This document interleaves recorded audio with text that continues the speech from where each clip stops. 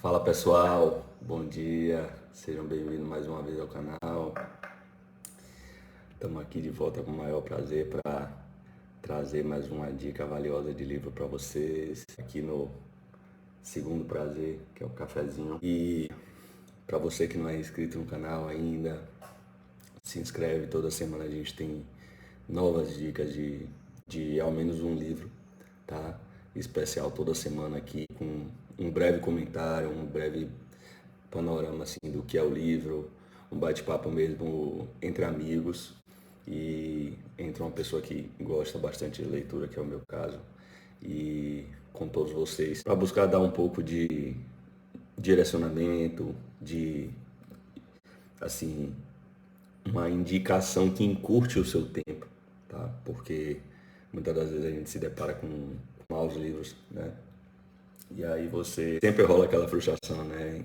Ainda mais para quem está iniciando, você começar a ler um livro já é finalizar um livro. E aí quando você escolhe um mau livro, você fica naquela, pô, eu sempre abandono um livro, ou eu continuo, eu deveria continuar, não deveria. E rola um pouquinho de desgaste, né? Sendo que poderia ser um livro valioso, um livro que você realmente tire muitos ensinamentos. Então, um pouco do intuito do canal é esse, né? De estar ajudando a vida de todo leitor aí brasileiro que gosta de livros de crescimento, né? Que quer seu espaço, quer crescer na carreira, quer crescer como negócio, quer crescer dentro do ambiente corporativo, dentro dos esportes, dentro da vida acadêmica, seja onde for, certo? Que de certo modo está tentando trabalhar, produzir, colaborar aí com a sociedade brasileira, tentando crescer, tá? Então, hoje, como eu já disse a vocês, né, algumas vezes que eu ia trazer mais livros de negócio, de vendas, de marketing, etc., mas que o canal, de fato, a maior parte dos livros que eu leio são voltados para crescimento, cara. E crescimento, boas inspirações, boas referências. E vocês vão ver aqui o livro de hoje. É uma baita indicação, baita indicação. Realmente é um livro excelente. Eu ouvi o audiolivro dele. Inclusive o audiolivro é bem agradável. Assim, a narração, né? Nem todo audiolivro é assim. Mas eu gostei desse audiolivro. Não sou da área de luta, de admirar pra caramba MMA, jiu-jitsu, etc. Então eu não conhecia, claro que difícil encontrar alguém que não saiba ao menos o que é a família Gracie. Claro que a família Gracie, né, tiveram diversos campeões mundiais de jiu-jitsu, tiveram diversas pessoas que foram incríveis, assim, lutadores. E ele é um pouco considerado maior também pela longevidade que ele teve na carreira e por nunca ter perdido. Mas assim, isso aí eu já ouvi ao mesmo tempo, entendo que nem tudo é assim, né? Não, é o melhor, é o pior. Também é um pouco aquela coisa, né? A gente sempre tenta atribuir uma coisa como se, não, pô, quem é melhor que chama Ronaldo ou Messi. Aí você fica naquela guerra infinita, naquela discussão. Mas no fundo os dois são top performance, né? Então, Rickson é um cara desse e que de fato é considerado como o maior dos Gracies pela carreira longínqua que ele teve. E assim, aqui vou mostrar a capa para vocês, né? É engraçado, a galera das lutas, né, deve conhecer esse livro, mas quem não for, o livro é Respire, e até é engraçado o nome, engraçado assim, né? É Respire, uma vida em movimento. E aí você imaginar que o lutador, o título seria Respire, o cara que lutou a vida inteira. Então, assim, vamos lá. Primeiro, o livro começa com um prefácio que talvez muitos de vocês conheçam, Jocko Willink, né? Que é um cara, é uma figura pública de certo modo, porque ele é um cara americano que era um líder combatente do grupo SEAL, que é o grupo de elite, né? Da Marinha Americana. Acho que Marinha, Exército e Aeronáutica, pode ser de qualquer um, ou não. Chegou a ser o líder máximo e hoje ele tem podcast, ele já escreveu alguns livros, né, sobre liderança, sobre responsabilidade, ele faz consultoria dentro de empresas. Então é um cara que muito possivelmente eu até em algum momento traga um livro dele aqui. Tem um livro dele de disciplina que é bem bacana. O outro o melhor talvez seja o mais famoso, seja o Responsabilidade Extrema. Ele é o cara que começa fazendo prefácio super, de certo modo, exaltado, assim, exaltando Rickson, exaltando o momento em que ele conheceu o jiu-jitsu, exaltando a luta, né, o jiu-jitsu completamente. E falando do momento em que ele conheceu o Rickson dentro de uma academia e que estava para vê-lo e ele não conhecia. E aí depois que ele foi entender quem era aquele cara e a dimensão que aquele brasileiro tinha para o cenário da luta mundial. E aí é legal porque no início do livro, nesse prefácio, ele já vem elencando uns 15 a 20 princípios assim da filosofia por trás do jiu-jitsu e da conduta de Rickson ao longo da carreira. E aí é engraçado porque já é um pouco da antecipação, né? Quando você traz aquelas coisas, não, os princípios dele, eu já catei um caderno, já comecei a anotar e você já fica curioso do que está por vir. O livro realmente é surpreendente, eu não sou do ambiente da luta, né? Aquilo que eu comentei com vocês, mas eu entendo que esporte e negócios, né, tem tudo a ver, né? No sentido assim de performar, de excelência, de realmente dar o seu melhor, de autodisciplina, de esforço, etc. Então, acho que tem tudo a ver e com certeza são caras que a gente, caras, mulheres, etc., que estão na alta performance do esporte, que a gente, de certo modo, pode tirar algum tipo de referência. Não é que vai fazer tudo sentido para você, mas algo vai fazer, né? Então, foi nesse intuito que eu li o Respire. E aí, assim, como é que eu poderia trazer um pouquinho assim do valor desse livro para vocês? Os bastidores da infância dele e da família dele. Né? E isso é massa para quem é do ambiente da luta e admira o jiu-jitsu, pratica o jiu-jitsu, vai ficar super entusiasmado com essa parte. Mas para mim que era de fora também, eu li, porra, você fica naquela, né? Porque é uma família assim emblemática, né? E aí ele vai contando os bastidores, vai contando um pouco da trajetória de cada irmão, de cada primo, a primeira geração dos Gracies, né? Que veio, né? Aí, primeiro que o livro faz questão de ressaltar, né? Os pioneiros do jiu-jitsu. E aí ele fala de 4 nomes, né? 3 nomes, se não me engano, eram japoneses e o terceiro era um japonês que trouxe a luta para o Brasil. E o quarto, na verdade, seria a mistura aí, né? De Carlos e Hélio Gracie, que são, Hélio é o pai dele e Carlos é o tio, e que eles, como irmãos, né, decidiram, maluco, pensar um clã de guerreiros. E aí eles saíram procriando, pode-se dizer assim, tendo filho com as esposas e com mulheres na rua, etc. E foram formando vários Gracie, vários homens. Certamente nasceu mulher nesse processo, né? Mas muitos homens, né? Desde a primeira geração. E a cultura foi, de certo modo, se perpetuando. Claro que aí, né, foram e por aí vai. A família Gracie tem campeão até hoje e tem relevância no cenário do MMA e do esporte até hoje. E aí ele vem comentando de Hélio Gracie, de Carlos, vem comentando da primeira geração, que era uma geração mais velha que a dele, como ele admirava aquela galera, né? Como tinha uma hierarquia na academia dos caras que eram o top, realmente. E como ele veio crescendo ali. Como alguns outros irmãos tinham a mesma fineza técnica, mas de repente algum traço ou outro do comportamento, da ética de trabalho, ou de algum modo se perderam no caminho, ou de algum modo era algum elemento da personalidade da pessoa que não conseguiu trabalhar de tal forma ao ponto de chegar e ser considerado, como ele se auto-intitula também no livro, o maior dos Gracies. E aí o livro vem caminhando, né, explicando um pouco como o pai dele, por exemplo, é um cara mais, o Hélio, né, era um cara mais baixinho, magrinho, não tinha aquela aptidão atlética, e como isso também fez parte da reinvenção do jogo, né, que ele precisou fazer, né, além do Carlos, que é o tio, mas ele, como era muito fraquinho, né, pode-se dizer assim, não seria o cara que teria o porte atlético. E como isso ajudou ele a ressignificar e repensar algumas coisas do jiu-jitsu e trazer alguns elementos ali para reinventar aquela arte. E aí, velho, o livro vem avançando nesse momento aí da infância, é um momento em que ele é engraçado porque ele não percebia o quanto a família dele era diferente das outras. Aí chega um momento em que ele começa a perceber que ele estava evoluindo e que ele poderia ser o maior.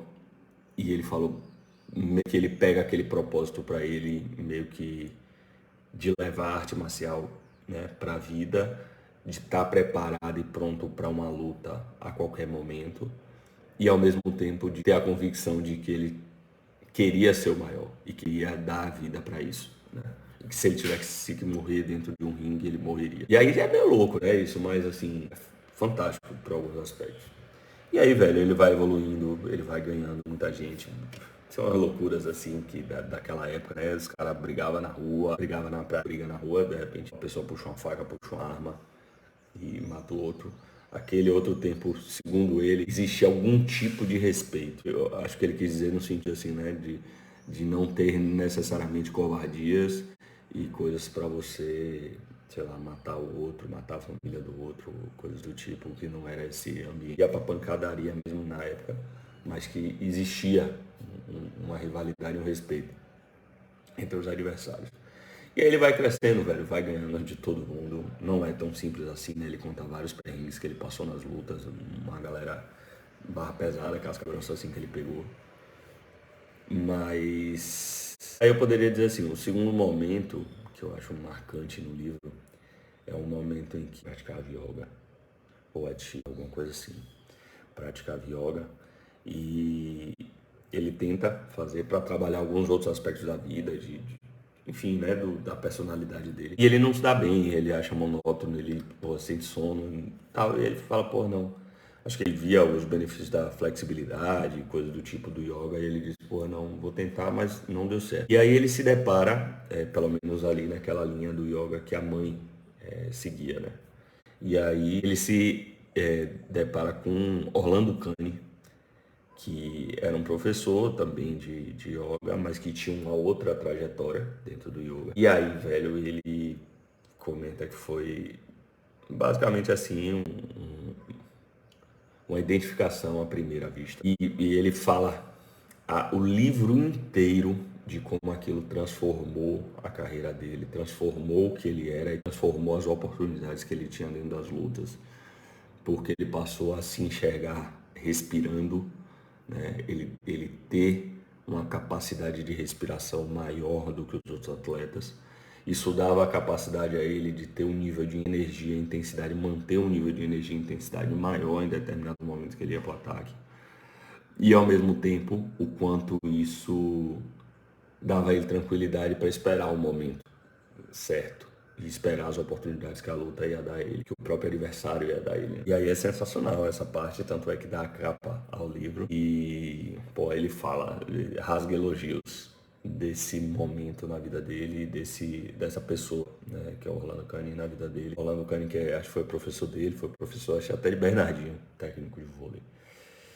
Enfim, e aí, velho, o livro continua, né, a trajetória de vida dele.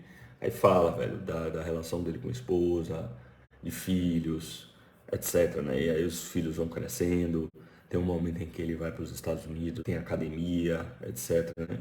Fala um pouco dos bastidores, assim, talvez dos Gracie, né?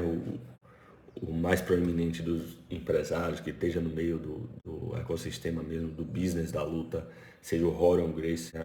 Acho que o patrimônio dele está mais de 50 milhões de dólares hoje. Que foi o cara que realmente vendeu mesmo a ideia do jiu-jitsu lá nos Estados Unidos, né? As academias, etc. Todos eles, né? Por exemplo, o Rickson teve academia lá, tem, eu acho que até hoje mora lá. Mas o Rorion teve mais esse papel do business, né? Dos negócios mesmo, até envolvimento com MMA e jiu-jitsu. E aí é massa um outro terceiro momento, que é o momento em que ele começa a competir profissionalmente, que ele vai lutar no Japão. E aí ele fala até alguma coisa da relação da luta com o povo americano e como tinha uma galera que realmente não sabia o que era a luta lá. e que eles tiveram esse trabalho, né, educativo mesmo, uma longa trajetória de relação com a luta. E daí talvez por isso o valor que se dá aos campeonatos do Pride que ele lutou. Porque o Japão, sei lá, né? Eu não sou do ambiente da luta, mas só de cabeça aqui eu imaginar que foi berço do próprio jiu-jitsu, do judô, do karatê, do taekwondo, e aí você, não sei se tá Sichuan, eu não sei, as lutas assim, né? E aí, assim, eles têm trajetória berço dos samurais, né? Então, até da filosofia, né, do Bushido, né? Então, ele próprio tem até hoje uma admiração formidável pelo povo japonês. E segundo ele, né, quando ele vai contando as histórias, até o povo japonês tinha esse nível de identificação com ele, por entender que ele representava a filosofia e a alma do samurai. E aí é formidável o livro, cara, formidável. E velho, o resto é história, assim, acho que o resto vocês têm que ler. Essa parte que ele começa a lutar como carreira mesmo, e porra, ele muda de vida financeiramente. Aí tem vários casos, várias histórias legais, várias histórias até engraçadas, assim, você fica, rapaz, que. E aí de japonês que atravessou o mundo para ir lutar com ele na academia dele. E aí chega lá, ele tava pronto, foi lutar. E aí ele amassa o cara. E nessa o cara volta pro Japão, conta uma mentira, diz que pegaram ele na covardia lá e tal. Só que ele desmente e luta de novo com o cara, se não me engano. Então, assim, várias coisas da trajetória dele, mas assim, é bem divertido, bem escrito. Um livro muito, muito bacana, assim, velho. Fala da relação da família Gracie com os alimentos, né? Comer doce para ele era veneno, bebida, né? Como o pai com tantos filhos, o pai e o tio, né? Deixavam, de certo modo, os filhos terem as experiências, né? Até com drogas, etc. Mas que ao mesmo tempo faziam questão de estar transmitindo aqui atitudes para os filhos. Que seria um caminho, de repente, pô, aqui, o caminho tá aqui. Você quer ir por esse caminho mesmo? Fica à vontade. E aí muita coisa assim da filosofia por trás dos ensinamentos aí dos professores, dos mestres, né? Livraço, realmente indicação valiosa que a gente pode usar como biografia é o Respire, tá? De Rickson Gracie, Uma Vida em Movimento, tá bom? Fui comentar com um amigo meu que luta jiu-jitsu. Ele ficou maluco. Rapaz, esse livro é incrível. Tá? Então, pra galera do jiu-jitsu, talvez isso já seja um livro de cabeceira aí da turma. Mas pra galera também que é de outras áreas e gosta de beber de boas fontes e novas referências e tem muito ensinamento aí por trás, tá? Então, de tudo que você imaginar, desde alimentação até relacionado à ética de trabalho, como você lida com a sua vida, né? E ainda tem o bônus de ele ser um cara que tem identificação com essa área do yoga, da respiração e de meditação, que acredito que talvez muitos de vocês já façam, e aqueles que não fazem saibam que é realmente um benefício formidável, assim, a meditação, né?